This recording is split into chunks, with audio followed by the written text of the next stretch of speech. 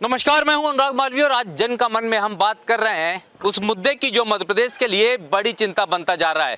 मध्य प्रदेश में अगर हम बात कर रहे हैं तो पिछले 2 साल में लगभग ऐसे 11 सत्र हुए हैं विधानसभा के जो हंगामे की भेंट चढ़ गए हैं। यानी जनता का पैसा बहस के बीच लोगों की विकास के कार्यों में जाने की बजाय, लोगों की आवश्यकताओं पर खर्च होने की बजाय व्यर्थ हो रहा है। जीतू पटवारी भी यहाँ पर पहुँचे, उनसे हालांकि वो बोलना नहीं चाहते क्योंकि ये पूरा मामला उनका कहना है संवैधानिक है और यही कारण है, लेकिन अभी उनकी विधानसभा में मौजूदगी देखी जा सकती है। क्या माना जाए कि 10 दिन या 9 दिन का एक बड़ा गैप है और 9 दिन का गैप ये क्यों कर दिया गया? बाबा साहब की किताब को इस तरह फेंकना ये एक अच्छा कृत्य नहीं है और बहुत शर्मिंदगी वाला काम हुआ। और सत्र बढ़ाना था, इनका मकसद चर्चा नहीं है, भ्रष्टाचार से बचना चाहते हैं। वो जब भाजपा कार्यालय की बात आएगी तो ऐसे ही होगा। सर, सीधे 13 तारीख तक के लिए स्थगित कर दिया गया। जो पूरी साजिश सरकार की पूर्व से ही थी। सरकार नहीं चाहती है कि सदन चले, उनके कारनामे खुलें। भ्रष्टाचार में गले गले से डूब गए हैं। पूरे प्रदेश का खजाना भारतीय जनता पार्टी के मंत्री, नेता और विधायकों ने लूट लिया है। इसलिए सत्र को कभी भी नहीं चलने देना चाहते। सरकार जहां फंसती है वहां सरकार हमेशा विधानसभा समाप्त करने के लिए साजिश रचकर विधानसभा समाप्त करा। रूप से अब जो है आगे की रणनीति बनेगी जिसमें जीतू पटवारी भी मौजूद हैं और तमाम सदस्यों को हम देख सकते हैं कि यहाँ पर मौजूद हैं। सरकार ने पहले से ये सोच लिया था कि सदन स्थगित करना है, कार्रवाई नहीं चलने देना। देखिए, हम तो चलने देना चाह रहे थे। भारतीय जनता पार्टी के विधायक दल ने तो हर समय सकारात्मक भूमिका निभाई। जिस बात पर उन्होंने संसदीय कार्य मंत्री पर आपत्ति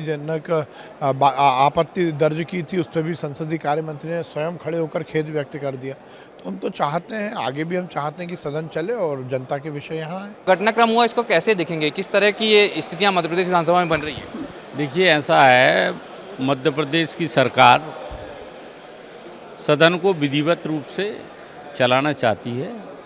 विपक्ष अनावश्यक उसमें व्यवधान डाल के और सदन को चलने नहीं देना चाहते हैं। जिस तरीके का आपने जानकारी है कि जीतू पटवारी जी ने गलत और भ्रामक जानकारियां सदन के अंतर्गत रखी, उसके आधार पर उनको भी सदन के द्वारा इस सत्र के लिए निलंबित किया गया। कि लगातार परंपरा टूट रही है सर ये। देखिए, अब क्या है कि कल अध्यक्ष जी ने सीधा समाधान कर दिया था कि भाई आप खेद प्रकट कर दो, इसमें कोई प्रॉब्लम नहीं थी, पर वो उस पर भी राजी नहीं है। और यदि सदन के अंदर भाषाओं का इस प्रकार से उपयोग होगा तो सारी मर्यादाएं ख़त्म हो जाएंगी। ये भाषाएं आप बाहर बोलिए, अंदर तो आपको उसकी सीमा में रहना पड़ेगा। तो मैं सोचता हूँ कि अनुचित है। दूसरी बात यह है कि जो पेपर्स रखे जा रहे हैं और जो बोला जा रहा है वो तो एक से होना चाहिए। सर, ये जो नेता प्रतिपक्ष आरोप लगा रहे हैं इसको कैसे देखें? क्योंकि वो तो कह रहे हैं कि आपने किताब को फेंक दिया। अरे भाई, उन्हें के वो कह रहे हैं, मैं कह रहा हूँ कि विजुअल फुटेज निकलवा लो, देख लो, फेंका है कि छूटी है, एक बात। दूसरी बात, वो कैसे कह रहे हैं उनके सदस्य ने जिसको फाड़ के पन्ने उड़ाए हो हाउस के अंदर, जिसको सज्जन वर्मा जी ने फाड़ के पन्ने उड़ा दिए, उसके बारे में वो क्या फेंकना कह रहे हैं? उनने भी तो फेंकी ना फिर मेरे ऊपर। तो ये मैं तो उसके लिए खेद व्यक्त कर दिया। अब वो बताएं वो क्या करने वाले हैं। सर, एक और आखिरी सवाल है, जिस तरह से ये पूरा लगातार हो रहा है, कितना बदली है ये संसदीय परंपराएं? ये ज़्यादा हैरास हो रहा है इस विपक्ष के द्वारा। रोज नित्य नई खरोच आसंदी पे दी जाती है। तो ये तमाम लोगों का कहना यही है कि जिस तरह से ये प्रक्रियाएं हुई हैं और जिस तरह से मध्य प्रदेश में विधानसभा चल रही है, ये कहीं ना कहीं चिंताजनक है, गंभीर है और तकलीफदेह है। लेकिन इसी मामले में नेताओं के अपने अपने बयान है, हंगामा करने वालों के अपने अपने बयान है। जानेंगे जनता की राय भी इस मसले पर, और इसी पर हम बात करेंगे। शुरुआत करते हैं, सबसे पहले हमारे साथ अशोक पांडे जी हैं, उन्हीं से। ये जिस तरह से अगर आप देख रहे हैं, दिन भर मेहनत कर रहे हैं, सरकारी हिसाब किताब रख रहे हैं, तमाम चीज़ें हो रहे हैं, लेकिन ये जो पैसा है जो टैक्स के रूप में आप भर रहे हैं वो विधानसभा में जाकर खर्च होता है, विधायकों पर खर्च होता है, लेकिन वहाँ पर प्रश्नकाल नहीं हो पाता, वहाँ पर शून्यकाल नहीं हो पाता, वहाँ ध्यानाकर्षण पर चर्चा नहीं हो पाती। किस तरह की तकलीफ होगी आम आदमी को, सरकारी कर्मचारी को? सरकारी कर्मचारी तो सबसे ज़्यादा टैक्स भरता है, आम आदमी भरता है। उस टैक्स के पैसे को विधानसभा के अंदर सार्थक चर्चा न करके हंगामे की भीड़ चढ़ जाता है, नाहक के प्रदर्शन होते हैं और एक दूसरे पे आरोप प्रत्यारोप लगाकर विधानसभा को समाप्त कर दिया जाता है। कोई भी सार्थक चर्चा जनहित की, विकास की, कर्मचारी हित की नहीं होती। ये बहुत ही दुख का विषय है। कर्मचारियों का नहीं, जनता का नहीं, प्रदेश का पैसा वहाँ बर्बाद होता है, लाखों रुपए रोज खर्च होता है। 2-2 लाख 1.5 लाख रुपए मंत्रियों का वेतन है, लाखों रुपए विधायकों का वेतन है। आज प्रदेश का हर नागरिक 50,000 रुपए के कर्जे में है 2023 में। प्रदेश सरकार भी जितना बजट पेश करी उतना तो कर्जा ले चुकी है और सरकार चला रही है। उसके बावजूद भी सरकार को या जनप्रतिनिधियों को ये ध्यान नहीं है कि हम नाहक पैसा विधानसभा में आरोप प्रत्यारोप में और हंगामे की भेंट न चढ़ाएं। एक सार्थक चर्चा करके जो मुद्दे हैं, विकास के मुद्दे हैं, जनहित के मुद्दे हैं, कर्मचारी के मुद्दे हैं, उन पर चर्चा करके उनका निराकरण करें, उनका रास्ता खोजें तो सार्थक होगा जो पैसा खर्च किया जा रहा है। अन्यथा जो सरकार टैक्स में पैसा वसूल कर रही है नागरिकों से, हम भी एक प्रदेश के नागरिक हैं जो कर्मचारी के साथ साथ, वो पैसे का नाजायज दुरुपयोग हो रहा है। ये नहीं होना चाहिए, इस पर रोक लगना चाहिए और इसके लिए भी कोई नियम कानून जरूर बनना चाहिए। बीजेपी बोलती है कांग्रेस के कारण जो है सदन की कार्रवाई नहीं चलती, कांग्रेस बोलती है भाजपा के कारण नहीं चलती। हो क्या रहा है ये? देखिए, दोनों की मंशा नहीं है जनता के मुद्दों पे, जनता की समस्याओं पे निराकरण करने का, काम करने का।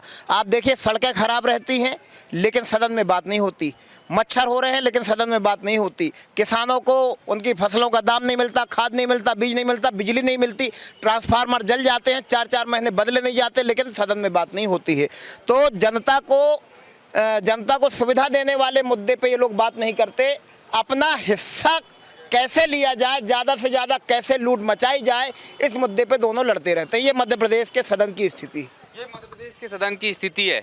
लेकिन आप तो बड़े युवा कार्यकर्ता हैं एक पार्टी के, आपकी पार्टी के लोगों पर भी हंगामे का जो है काफ़ी आरोप लगता है, कैसा लगता है ये? देखिए, भारतीय जनता पार्टी की सरकार में इस समय पे अगर कुछ चल रहा है तो लूट सको तो लूट योजना चल रही है। दो ही तरीके होते हैं अपनी नाराज़गी और प्रदर्शन करने के, या कि हम सड़क पर लड़ें या कि सदन के अंदर। हम अगर सड़क पर अपने हक और अधिकार की लड़ाई लड़ने जाते हैं तो हमें मिलता है लाठी डंडे और जेल। और अगर सदन के अंदर हम इनसे सवाल पूछें कि जो युवा रोज आत्महत्या कर रहा है, आप रोजगार क्यों नहीं कर रहे हो, तो आप सदन से निलंबित करने का काम करते हो। किसान क्यों आत्महत्या कर रहा है, किसान के दाम कौन देगा और कब दोगे, इस पर सवाल पूछो तो सदन से निलंबित करते हो। मजदूर की मजदूरी कम मिलेगी, मजदूर क्यों आत्महत्या कर रहा है, उसको रोटियां क्यों नहीं मिल रही, इस पर सवाल पूछो तो सदन को से निलंबित करने का काम करते हैं। जिस तरह से आम आदमी का विधानसभा तक पहुंचता है, विधानसभा को इसलिए रखा जाता है कि एक नए नियम कानून विकास की बातें होंगी, लेकिन जब ये हर बार खबर यही आती है कि विधानसभा की कार्रवाई 3 दिनों के लिए जो है स्थगित, आधे घंटे के लिए स्थगित, 1 घंटे के लिए स्थगित, संदेश क्या जाता है आम जन के मन में? देखिए, आमजन इस सरकार से दुखी हो चुका है। लोकतांत्रिक मर्यादाओं का रोज़ गला भारतीय जनता पार्टी की सरकार घोंट रही है। आज जीतू पटवारी साहब ने कल केवल ये कहा था कि किसान का गेहूं 3,000 रुपये क्यों नहीं कर दिया जाता, इस बात को लेकर उन्हें निलंबित कर दिया गया और सदन में हंगामा हुआ। आज हमारे संविधान की किताब मध्य प्रदेश के गृह मंत्री ने नेता प्रतिपक्ष जी के मुँह पर फेंक दी। इससे शर्मनाक बात, भारतीय लोकतंत्र के लिए कुछ नहीं हो सकती। लगातार आम जनता की नज़रों से भारतीय जनता पार्टी की सरकार उतर चुकी है। पिछले 2 साल से सदन बिल्कुल नहीं चल पाया है, सार्थक बातें सदन में नहीं हुई हैं, केवल औपचारिकता मात्र ये सरकार करना चाहती है और निश्चित तौर पर इस सरकार को आम जनता सबक सिखा देगी। आम जनता सबक सिखा देगी। अगर महिलाओं के पॉइंट ऑफ व्यू से बात की जाए तो 2 दिन पहले फिर सिलेंडर की कीमत बढ़ी है, लेकिन शायद ये जो कीमत बढ़ी है और ओवरऑल मध्य प्रदेश में जितने सिलेंडर खरीदे जाते होंगे प्रति माह, उतना खर्चा विधानसभा के एक सत्र पर खर्च हो जाता है। लेकिन स्थिति क्या होती है ये आप सबकी जानकारी में हर दिन अखबार में आ ही जाता है, कैसे देखते हैं? आज हर घर की महिला परेशान है, दिन प्रतिदिन सिलेंडर के दाम बढ़ते जा रहे हैं और बजट पेश किया जा रहा है, तो इसमें बजट में आप कर क्या रहे हैं, मुझे ये समझ में नहीं आता है। शिवराज सिंह जी ये बोलते हैं कि हम बहनों के लिए हमने सुविधा लाई है, लाडली बहन योजना निकाली है। अरे भाई, आपके पास ऐसा कौन सा कुबेर का खजाना पड़ा है? शिवराज सिंह जी मामा जी से मैं पूछना चाहती हूँ कि कौन सा कुबेर का खजाना मिल गया है आपको जो आप लाडली बहन योजना निकाली है। 3.5 लाख करोड़ का कर्ज तो ऑलरेडी मध्य प्रदेश पर है, अब आप लाडली बहन योजना निकाल कर और कर्ज डालना चाह रहे हैं मध्य प्रदेश पे। बेरोजगार देखिए, बेरोजगारी की कितनी बढ़ गई है, 25 लाख से आज बेरोजगारी 19 करोड़ की हो गई है देश में। तो बजट बनता है लेकिन बजट जाता कहाँ है? सारे नेताओं की जेब में जाता है, दिखाने के लिए कर देते हैं, घटिया कंस्ट्रक्शन कर देते हैं और उसके बाद बाकी का पैसा एक ही थाली, मैं तो कहूँगी कांग्रेस और बीजेपी दोनों एक ही थाली के चट्टे बट्टे हैं। एक ही सिक्के के दो पहलू हैं, चित कांग्रेस तो पट बीजेपी। आप कौन से विधानसभा क्षेत्र में रहते हैं? मैं गोविंदपुरा विधानसभा क्षेत्र। गोविंदपुरा विधानसभा क्षेत्र की विधायक हैं कृष्णा गौड़ जी। जैसे अगर हम बात करते हैं, आपको क्या लगता है कितनी चिंताएं उनको उनके क्षेत्र की है? विधानसभा में जो स्थितियां हैं, विधायक क्या उतनी चिंता क्षेत्र में करता है? वहाँ तो बहुत हंगामा होता है। उनको कितनी चिंता है अपने क्षेत्र की, ये कोई भी आकर उनका क्षेत्र देख सकते हैं, उनके विधानसभा देख सकते हैं। सड़कें खुदी हुई पड़ी हुई हैं, नालियों में मच्छर हैं, गंदगी भरी हुई है, हर कॉलोनी में गंदगी है। मल्टीज़ जो बनी हुई हैं बीडीए की, वो सब क्षतिग्रस्त हो रही हैं। तो उनकी चिंता वहाँ सामने साफ नज़र आती है। आप वैसे तो आम आदमी पार्टी के कार्यकर्ता है, लेकिन बतौर एक युवा आप कैसे देखते हैं जो पूरा घटनाक्रम आजकल रोज होता है, हंगामा होता है और कार्रवाई स्थगित हो जाती है? पहली बात तो शिक्षा का स्तर इतना ज़्यादा गिर चुका है एमपी में। अगर आप देखेंगे शिक्षा और अनएम्प्लॉयमेंट के रेट्स में अगर मैं बात करूं, सिर्फ 40 लाख लोग अनएम्प्लॉयड हैं फ़िलहाल, यंग लोगों की बात कर रही हूँ मैं। और इन्होंने बजट में 1 लाख लोगों को नौकरी देने का वादा किया है। ये ऊँट के मुँह में जीरे जैसा है और उस पर लोग, जनता इतनी खुश होती है। पता नहीं, मेरे को तो कांग्रेस और बीजेपी से कोई दिक्कत नहीं है, मुझे उन जनता के लोगों से दिक्कत है जो ऐसे लोगों को वोट कर रहे हैं और सदन में लेके आ रहे हैं कि लोकतंत्र का ये लोग पतन करे जा रहे हैं पूरी तरीके से। आप मध्य प्रदेश में देखिए, राष्ट्रीय स्तर पर देखिए, सवाल पूछने वाला सिर्फ और सिर्फ सेडिशन का चार्जेस लगा करके जेल के अंदर जा रहा होता है। तो इस तरीके से अगर कोई सत्ता में इतना पावरफुल हो जाए तो उसको हटाने के लिए या उस सत्ता को पलटने के लिए हम जैसे आम आदमी पार्टी को हमेशा सड़क पे आना पड़ेगा। आप वैसे व्यवसाय आपका क्या है, जो नौकरी करते हैं, व्यवसाय करते हैं? मेरा जो काम है पान मसाले वगैरह का काम है, प्राइवेट एम्प्लॉई आप कह सकते हैं उसको। टैक्स आप भरते हैं? बिल्कुल टैक्स जाता है हर चीज़ में। आप देखिए, टैक्स ना देने की तो कोई कहीं वजह ही नहीं है। आप जब सुबह उठते हैं तो जो आप टूथपेस्ट यूज़ करते हैं वहाँ से आप टैक्स देना चालू करते हैं और शाम तक आप टैक्स देते चले जाते हैं। आप और ये जो सुबह से शाम तक के आपकी मेहनत का जो टैक्स जाता है, जब वो विधानसभा में जाके टैक्स फ्री हो जाता है, कैसा लगता है? मैं आपको वही बताना चाह रहा हूँ। देखिए, क्या है कि भ्रष्टाचार के सरगनाओं की सरकार है और लगातार जो है भ्रष्टाचार के मुद्दे जब भी उठने की स्थिति बनती है तो अपने अधिकारियों को बचाने के लिए विधानसभा को भंग कर देते हैं या हंगामे की स्थिति बना देते हैं और इसमें दोहरा नुकसान हो रहा है। एक तो जहां विधानसभा में हंगामा करके भंग होती है वहां सरकारी अधिकारियों को संरक्षण मिलता है और भ्रष्टाचार को करने के लिए इनके पास एक और अवसर प्रदान हो जाता है, जिसके चलते बार बार ये विधानसभाओं को भंग करते हैं। कितना लगता है कि जनता के हित की बात होती है वहाँ पर, आपको जो जानकारियाँ आती है उस लिहाज से? जनता के हित की तो बात नहीं होती है, वो तो दोनों पार्टियां मिलजुल के लूटने में लगे हुए हैं। विधानसभा के पीछे के बिल से बिल पास करा लेते हैं, तो दिखावा करते हैं कि सदन को मैंने स्थगित कर दिया है, ये कर दिया, और अंदर अंदर उनका काम होता रहता है। सब लोग, पब्लिक देख रही है। आने वाले समय में पब्लिक जरूर उनको सबको सबक सिखाएगी। चलिए कांग्रेस से भी बात कर लेते हैं। यूथ कांग्रेस के नेता अमित शर्मा जी भी हमारे साथ में। अमित जी, ये चल क्या रहा है? मतलब एक पार्टी का दोष तो नहीं माना जा सकता कि सरकारी पार्टी है इसलिए उसको दोष दे दिया जाए। दोनों की भूमिका बराबर होनी चाहिए सदन को चलाने में। चलता क्यों नहीं है? देखिए, ये 18 साल से जो मुख्यमंत्री है, आप देखिए कि सदन से कितना डर और भय है। मध्य प्रदेश नहीं, देश में ये पहला उदाहरण है। अगर कोई प्रदेश का मुख्यमंत्री अगर सदन से डरता है, जनता के मुद्दों से डरता है, आज बढ़ती हुई महंगाई से डर रहा है, बढ़ती हुई बेरोजगारी से अगर किसी को डर लग रहा है तो मध्य प्रदेश के मुख्यमंत्री को डर लग रहा है।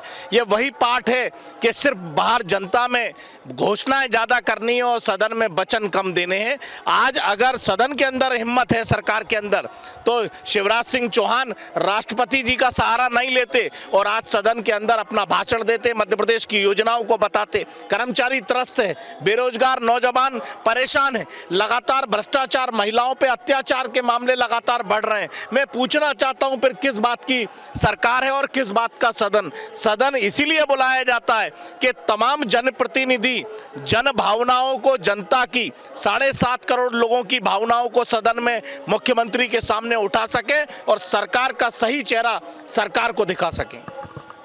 जनप्रतिनिधि जब आप चुन के भेजते हैं तो ये जनप्रतिनिधि बन जाते हैं। कितना प्रतिनिधित्व करते नजर आते हैं विधानसभा में?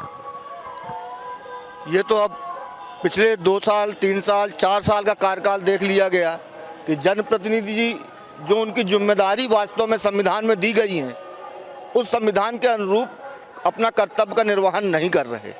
जनता की भावनाओं को सदन में उठाकर उन पर के परिणाम जनता के सामने दिलाने का काम जनप्रतिनिधिगण नहीं कर पा रहे हैं। यही मैं कह रहा हूं कि फिजूली के आरोप प्रत्यारोप में सदन का समय जाया हो रहा है। ये बजट सत्र था, इसको तो बड़े सार्थक ढंग से संचालित किया जाना था, और ये भी यदि इसी तरह हंगामे की भेंट चढ़ गया तो जो छोटे छोटे सत्र होते हैं वो तो चढ़ ही जाते हैं। यानी सदन में भी जनता की, 8 करोड़ प्रदेश की जनता की भावनाओं को, उनके मुद्दों को यदि सार्थक रूप से चर्चा के माध्यम से निराकरण नहीं किया जाएगा तो आखिर जनता किस सदन में बात पहुंचाएगी अपनी। और ये जनप्रतिनिधि आखिर निर्वाचित ही इसलिए हुए हैं कि जनता की बात को, जनता की समस्याओं को, जनता के मुद्दों को सदन में उठाकर उनका निराकरण कराएं, लेकिन अपने कर्तव्यों की पूर्णता नहीं कर पा रहे जनप्रतिनिधि। इसलिए जनता का विश्वास भी अब जनप्रतिनिधियों से उठता जा रहा है। आप क्या करते हैं? मैं व्यवसाय क्या है, बिजनेस क्या है? पीएचडी कर रहा हूँ मैं। पीएचडी कर रहे हैं आप? कभी ये रिसर्च करने की कोशिश की कि आखिर नेता क्या करते हैं साल भर और विधानसभा में जाकर करते क्या है? आपको लगता है कभी इस पर भी शोध होना चाहिए? होना चाहिए, बिल्कुल। मतलब ये मतलब वाकई चिंतन का विषय नहीं हो गया कि कुछ दिन ही तो नजर आते हैं विधानसभा में? देखिए, बहुत बड़ी बात है। आपने अनुभव किया होगा कि जब चुनाव होते हैं, एक विधानसभा लड़ने के लिए जो क्षेत्रीय राष्ट्रीय पार्टियां, चाहे बीजेपी कांग्रेस हो, एक चुनाव लड़ने के लिए कम से कम गिरी हाल में 10 करोड़ रुपये खर्च करती है ना। अब 10 करोड़ रुपये खर्च करती है, पहले वो जेब अपनी भरेगी, तब वो क्षेत्र का विकास करेगी, जनता मुद्दे रखेगी, है ना। इस पर किसी ध्यान नहीं दिया जाता। अब वो चुनाव जीतने के बाद वो राजा बन जाता है, प्रजातंत्र का मामला खत्म हो जाता है। यहाँ ये देश में प्रजातंत्र बचा ही नहीं है। जहाँ खुला गुंडागर्दी चल रही है, खुली बधाई चल रही है, जनता अपनी आवाज़ उठाती है, उसको जेल बंद कर दिया जाता है। आप मुद्दे बात कीजिए मत, बस धर्म की बात चलेगी पूरे देश में। मुद्दे की बात नहीं कीजिए, मुद्दे की बात है तो फिर धकेला जाता है। ये विपक्ष इतना कमजोर क्यों होते जा रहा है? आप ये देखेंगे कि ये पहली सरकार है ऐसी जो लगातार लोकतंत्र का गला घोंटती चली आ रही है। चाहे लोकसभा का सदन हो, चाहे विधानसभा का सदन हो, चाहे रोड की बात हो, रोड पे विपक्ष को बोलने नहीं दिया जाता। कुछ काम करते हैं, धाराएं लगा दी जाती हैं, FIR कर दी। जब विधायक, विपक्ष के विधायक अपनी जनता की मांगों को लेकर जब विधानसभा में उस बात को रखते हैं, किसानों की बात को जब विधायक विधानसभा में रखते हैं, किसानों के समर्थन मूल्य बढ़ाने की बात विधायक करते हैं, जनता की समस्याओं की बात विधायक करते हैं, तो उन्हें किसी न किसी आरोप के तहत निलंबन की प्रक्रिया इस सरकार द्वारा कर दी जाती है। ये जो बात है ये कांग्रेस का आरोप है, लेकिन क्या आपको लगता है कि कहीं ना कहीं विपक्ष की भी इतनी कमजोरी है कि वो सत्ता पक्ष को उस तरीके से मोल्ड नहीं कर पा रहा है या सही रास्ते पे चलाने के लिए प्रेशर नहीं बना पा रहा? टोटल विपक्ष बहुत कमज़ोर है। दोनों लोग, दोनों पार्टियां अपना मिलजुल कर बस लूटने का काम कर रहे हैं। जो भी पब्लिक का पैसा है उसको जितना, आज किसी भी नेता के आप पास चले जाइए, अरबों खरबों रुपए की संपत्ति है। मेरे हिसाब से तो पति पत्नी जैसा रिश्ता है सर। कैसा रिश्ता है? पति पत्नी जैसा। पति और पत्नी कितना भी बात करेंगे, शाम को एक ही चूल्हा रहेगा, एक ही बेडरूम रहेगा। ये बताइए, चलिए आपने ऐसा बोला, मतलब कुल मिला के जो हंगामा हो रहा है एक नौटंकी है? नौटंकी है इनकी। आप जब से हुआ आप देख लीजिए, बराबर चल रही नौटंकी। अब इसमें है क्या, 70% अगर कांग्रेस की सरकार आएगी, बीजेपी वाले चले जाएंगे, तभी बीजेपी उनको बिल्कुल दूध के धुले हुए हो जाएंगे। घर चलाने की चिंताएं होती है, बच्चों को पढ़ाने की चिंता होती है, रोटी कपड़ा मकान की चिंता होती है। इस चिंता में आपको लगता है कि कभी इनकी भागीदारी भी है, इन नेताओं को जिनको आप चुनकर भेजते हैं? बिल्कुल नहीं है, क्योंकि जो महिलाओं की चिंता है, महंगाई बढ़ती जा रही है, सिलेंडर्स पे बढ़ रही है, बच्चों की एजुकेशंस पे है। नेताओं के तो, सांसदों के और विधायकों के तो भत्ते लगातार बढ़ते जा रहे हैं, तो उनकी महिलाओं को तो इस बात की चिंता होगी नहीं। जो आम महिलाएं वो इस चिंता से गुजर रही हैं। और बजट का भी आपने जैसे कल अभी सवाल उठाया, तो बजट में पक्ष विपक्ष दोनों नहीं चाहते कि इस पर सार्थक बहस हो। पक्ष भी हंगामा करता है, विपक्ष भी हंगामा करता है। हंगामा है, इस पे मैं छोटी छोटी राय लूंगा। ये हंगामा खत्म कैसे हो सकता है? क्या कोई सलाह है आपकी? छोटी सी बात, छोटी सी बिल्कुल, क्योंकि समय खत्म होने वाला है। इसके लिए जरूर एक नियम बनना चाहिए कि सदन सार्थक मुद्दों पर चर्चा के लिए संचालित किया जाए।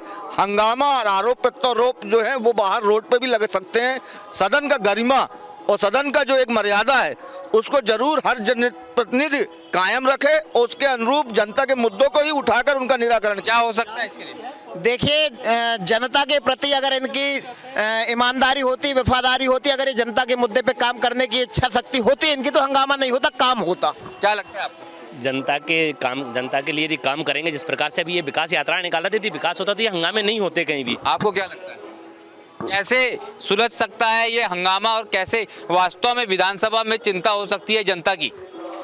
देखिए, जनता की फिक्र ना बीजेपी को ना कांग्रेस को है, ये आम जनता परेशान, इससे मतलब किसी को नहीं है। क्या लगता है, क्या जिम्मेदारी आप लोग लेंगे कि ऐसे हंगामे नहीं होंगे जब भविष्य में आप लोगों को जिम्मेदारी मिलेगी? निश्चित तौर पे जनता का जो जनप्रतिनिधि होता है उसका नैतिक दायित्व होता है, विधानसभा हो या कोई भी सदन हो, उसमें जनता की आवाज़ को उठाया जाए।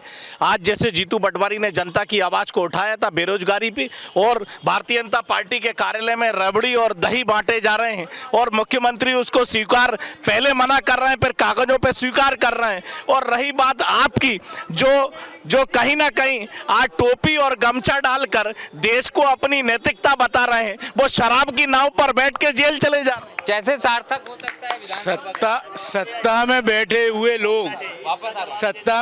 हुए लोग जब तक साफ मन से अगर जनता का काम करना चाहेंगे, मदद करना चाहेंगे, तो ये हंगामा नहीं होगा। क्या देखिए, इस समय जो मध्य प्रदेश की स्थिति है, कांग्रेस का जो हाथ है वो कीचड़ में डूब गया है जिसमें कमल खिल रहा है। ये अगर हम देखें तो कहते हैं बड़ा अच्छा मैनेजमेंट महिलाएं कर लेती है घर परिवार चलाने का। ये यहाँ पे कौन सा डंडा चलाया जाए विधानसभा में कि चीज़ें बिल्कुल पटरी पे, ट्रैक पे आ जाए? कांग्रेस और बीजेपी, सबसे पहले तो ये जो पैसा खाने वाले लोग हैं, भ्रष्टाचार फैलाने वाले लोग हैं, इन सबको हटा दिया जाए। महिलाओं को बैठाया जाए। महिलाओं को ज़्यादा संख्या बढ़ जाएगी तो ये चीज़ें सुलझ जाएंगी आप? बिल्कुल, मेरे ख्याल से तो है ना, आज समाज में जो महिलाएं जो काम करती हैं वो बहुत ऑनेस्टी के साथ करती हैं, और महिलाओं को भी बराबरी से मौका मिलना चाहिए विधानसभा में, ताकि है ना निष्पक्षता से जो विधानसभा के कार्य हो वो हो सके। क्या सुझाव है आपका? जी, मैं ये चाहती हूँ कि ये जो आप कह रहे थे हंगामा कैसे ख़त्म हो, तो हंगामा ख़त्म होने का एक ही वो है तरीका कि जो हमारे देश के जो सीबीआई और ईडी और कानून व्यवस्था उनको स्वतंत्र कर दिया जाए और लोगों के मन में कानून का डर रहे। बीजेपी के मन में आज कानून का डर नहीं रहा, खुलेआम सदन में हंगामा करते हैं, गुंडागर्दी का। ऐसे सुलझ सकता है ये जो हंगामा होता है बेवजह का, और उसके कारण समस्याएं जो है लोगों की वो नहीं उठ पाती? वास्तविकता ये है कि एक वो दौर था जब मुट्ठी भर कांग्रेसी भी बरतानी हुकूमत को शांत कर देते थे, और आज हमारी विधानसभा में सैकड़ा भर कांग्रेसी भी मिलके एक सरकार को अपनी बात नहीं बता पा रहे हैं। मेरा मानना है कि विधानसभा में अगर आपको अपनी बात सदन में अच्छे से रखना है तो उसके लिए आवश्यकता है झाड़ू की, सिर्फ और सिर्फ झाड़ू की। चलिए, अब उम्मीद ये की जाए, हालांकि महिला शक्ति ने बड़ा दावा किया कि उनको ज़्यादा प्रतिनिधित्व मिलेगा तो शायद ये चीज़ें सुधर जाएगी, लेकिन उससे बड़ा सुझाव ये भी है कि अगर सुप्रीम कोर्ट, सीबीआई, ईडी जैसी बड़ी एजेंसियां पूरी तरह से स्वतंत्र हो जाएं तो परिस्थितियां बदल सकती है। लेकिन हम तो यही उम्मीद कर सकते हैं कि इन तमाम नेताओं का मकसद सिर्फ हंगामा खड़ा करना ना हो, इनकी कोशिश ये भी हो कि तस्वीर बदले। आज का जन का मन में इतना ही, मुझे दीजिए आज्ञा, नमस्कार, धन्यवाद।